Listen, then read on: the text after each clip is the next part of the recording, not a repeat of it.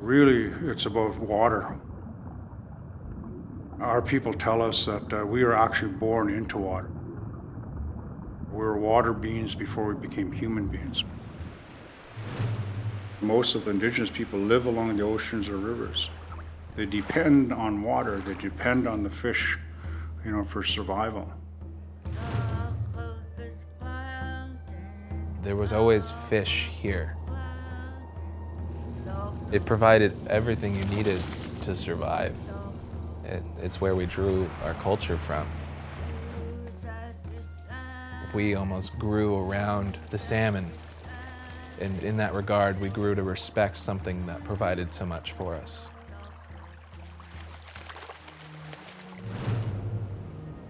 Our relationship to the salmon started with the creation story. Before we were here, the animals met and decided that they needed to help us. And that's when Salmon stepped forward and said, "I will give myself." And that is when the ancient covenant started. And now our brother is suffering. Water is considered the lifeblood of all living things. And the salmon needed to live, we needed to live.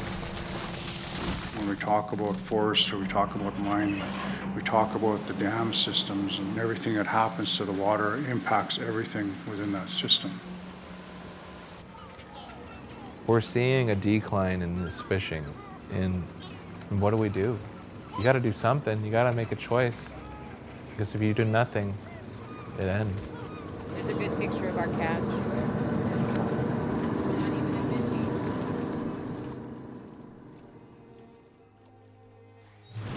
The salmon has such an interrelated connection in the ecosystem.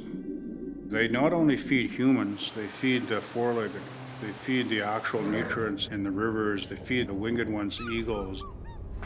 If it's taken out of the equation, it'll have a ripple effect on the whole system. That's what we have to start thinking about, because that cycle gets interrupted, we have to do something about it.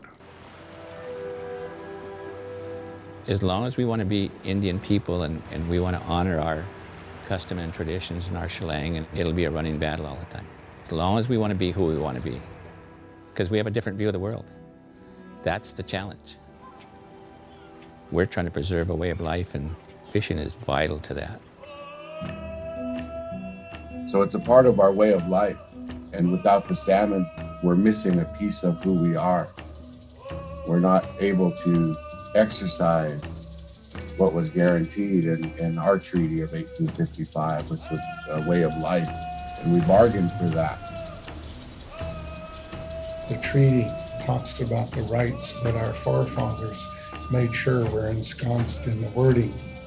But not only do we have the rights, but we have the responsibility so we can teach others about the old way that our people teach us about how everything is tied together.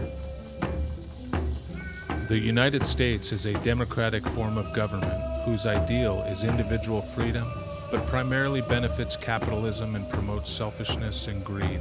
But our tribal systems of government existed for thousands of years and is interwoven and connected to salmon and all living things. What do we want? Justice! What do we want? Yeah! It's important to remember that in those treaties, our ancestors reserved our own rights. And those rights remain the supreme law of the land today. You want to follow us? I believe that is the future of how we pull ourselves out of this climate crisis.